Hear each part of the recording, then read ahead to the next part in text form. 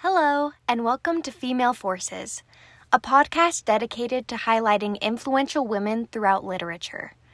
Kicking off this podcast is a series focusing on female writers and early American literature. During a time when women held fewer rights, these authors were inserting themselves in the narrative and navigating their positions within the world. Many of them found clever ways to talk about problematic issues regarding colonization, race, gender, religion, you name it.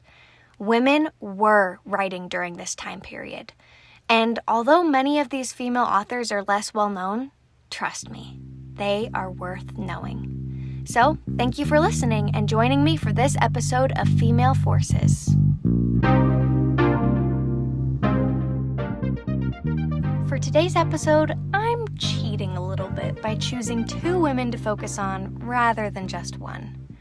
The main reason behind this decision is because both of these women wrote shorter pieces of writing contained in the same anthology. So they work together to create a larger body of work, and they highlight a lot of similar issues. I'm super excited to share double the amount of female forces with you today than I usually do. These women's stories are incredibly important to talk about and address. The two female forces that we'll be focusing on today are Hannah Caleb and Anne Wamply. Now, if you Google these ladies' names, you will have a difficult time finding any information about them. There are many potential reasons for this. One being that these women did not write very much. So, in a way, it may feel tempting to disregard them as official authors, but these women were sharing their life stories and having them transcribed for people to read, which, by my definition, this means that they were writers and they deserve to be read. Another potential reason for this lack of information about Hannah Caleb and Anne Wamply is because these two women were Indigenous people living in the United States during the early 1800s. They belonged to a marginalized group who were severely discriminated against and forcefully removed from their land by white colonizers. So, tragically and unfortunately, many Indigenous stories have been silenced. Lastly, many Indigenous tribes within America have long oral traditions where they tell stories via word of mouth. So we don't have as many written records of Indigenous perspectives from that time period. But there are several pieces out there. Hannah Caleb and Anne Wamply's stories are an example. From their written records, we know that Hannah Caleb and Anne Wamply were both born in Connecticut. They were both members of the Pequot tribe. Hannah Caleb's mom passed away when she was just 6 years old. After that, Caleb was placed in a white family for the rest of her childhood. By the age 19, she was married to a soldier in the French army. Together they had 5 children, but unfortunately, Hannah Caleb's husband passed away in Canada. Shortly after that, Caleb lost all of her children. So she writes about how difficult that was for her. With so much loss in her life and her perseverance, not to mention the persecution she faced for her race, Hannah Caleb is clearly a female force. We don't know much more about Anne Wamply besides the fact that she was born around 1760 AD and lived for about 70 years. So, how did these women come together? Well, at the time there was an Indigenous man, a fellow member of the Pequot tribe, named William Apis. He was a Methodist minister and author. He is typically placed alongside some of the earliest Indigenous authors such as Samson Occam. Basically, William Apis gathered a bunch of different conversion narratives from Indigenous people, including Hannah Caleb and Anne Wamply, as well as several other women like Mary Wood Apis and Sally George. Conversion narratives were a common genre at the time of the Second Great Awakening. Basically, these writings tell stories of personal conversion to Christianity through spiritual experiences. These spiritual experiences often follow similar conventions. They typically start by describing the person's birth and upbringing. Next, they move forward to their awful and sinful state as the person searches for answers. And in the end, the person undergoes a strong spiritual experience where they gain a testimony of Jesus Christ. They move forward as Christians, sometimes struggling to keep up with the faith, but ultimately accepting Christ as their Savior. When examining this type of literature, it is absolutely crucial that we acknowledge the problematic aspects of Christian conversion narratives, especially concerning race, colonization, and imperialization.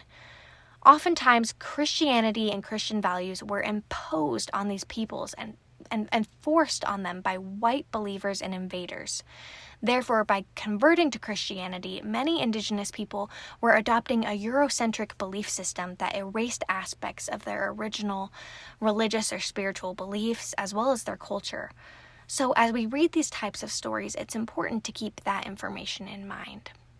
We see these problematic elements in Anne Wamply's conversion narrative especially. In her story, which was transcribed by William Apis, she talks about how she did not like Christians. From this, readers can assume that she enjoyed her culture and did not appreciate the prejudice that she faced from white people claiming to be Christian. She goes about 70 years of her life living this way until she grows sick and is afraid that she'll die. Because of this, she goes off to pray and has a frightening vision of hell. Afterwards, she converts to Christianity and passes away. Overall, her narrative is quite short, and at some points it seems tainted by William Apis telling her story. He calls her, quote, an old veteran of the woods who despised all that was said to her upon the subject of salvation, and would use very bad language in her way, being not able to speak plain English. However, the Lord reached her heart and many others, and there was a work of God among us. Sister Anne was brought to bow and humble herself at the feet of Jesus. End quote. There are many parts of William Apis's interjections that feel wrong to me. First of all, he criticizes Anne Wamply's use of English, which is quite racist, and disregards her fluent use of Pequot, which is a lost and endangered language now. Additionally, he seems to look down upon her faithfulness to her culture as being stubborn or unwilling to listen. There are many admirable things about Anne Wamply wanting to remain true to her identity and her culture.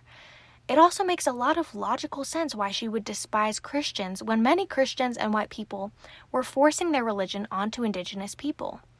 So, just the way that Apis paints Wamply as a previously stubborn and sinful woman whose heart is softened is quite sad. Unfortunately, we don't know much about Anne Wamply. Her section in the anthology is pretty short, but from these words, a lot can be read between the lines. I definitely see a strong-willed female force in Anne Wamply for wanting to preserve her culture. Our final female force is Hannah Caleb. We've talked a little bit about her biography. She also shares her conversion story with William Apis, who transcribes it. And hers is a little bit longer than Wamply's, so we get more information. I wanted to read aloud a section of her narrative that is incredibly blunt and honest. I'm amazed that she was willing to share such hard truths about Christianity in a Christian anthology. It's unfortunate because a lot of the critical commentary that she makes against Christians is probably lost in the eyes of the reader by the time she becomes converted herself. But the section where she talks about the hypocrisy present within Christianity is just too good not to read. So, here I go. She writes, quote, I felt great enmity to the Christian religion. I saw such a great inconsistency in their precepts and examples that I could not believe them. They openly profess to love one another as Christians, and every people of all nations whom God hath made, and yet they would backbite each other and quarrel with one another, and would not so much as eat and drink together, nor worship God together. And not only so, the poor Indians, the people to whom I was wedded by the common ties of nature, were set at naught by those noble professors of grace, merely because we were Indians. When, in fact, with the same abilities, with a white skin, I should have been looked upon with honor and respect. But it is a fact that whites, with the same principle, would turn against their own kin if the providence of God should have happened to change the shades of their complexion, although the same flesh and feelings. How must I feel, possessing the same powers of mine, with the same flesh and blood, and all we differed was merely in looks? Or how would you feel? Judge ye. Though you never have been thrust out of society and set at naught, and placed beyond the notice of all, and hissed at as we have been, and I pray God you never may be. These pictures of distress and shame were enough to make me cry out, "Oh, horrid inconsistency! Who would be a Christian?" End quote. By using the word "you" near the end of this powerful commentary, Caleb speaks directly to Christians and presumably white people. She asks them to consider life from her perspective. She calls out the hypocrisy present within a religion claiming to love everyone. These provocative questions and statements are extremely outspoken and direct. Hannah Caleb proves that she is a force to be reckoned with. She has a voice and she wants to be heard. It's a shame that these sentiments were not internalized by the people she was trying to reach. Both Hannah Caleb and Anne Wamply have voices that deserve to be heard. They are two Indigenous women from the past, but it's also important to recognize that there are newer Indigenous authors who are sharing their stories and writing other types of genres. When we read books from diverse backgrounds, we can learn more about other cultures and increase our empathy. So I asked one of my friends who took an Indigenous authors course to share some of their recommendations. Here are some Indigenous authors worth looking into today: Layli Long Soldier, Linda Hogan, Ella Clara Deloria, Marie Clements, Zikala Saw, and Angeline Booley. I haven't read works from all of these authors, but I have read short stories written by Zikala Saw and the novel Firekeeper's Daughter by Angeline Booley. These Indigenous women are female forces who continue to pave the way for Indigenous voices in literature. Thank you so much for listening to this episode of Female Forces. Happy reading!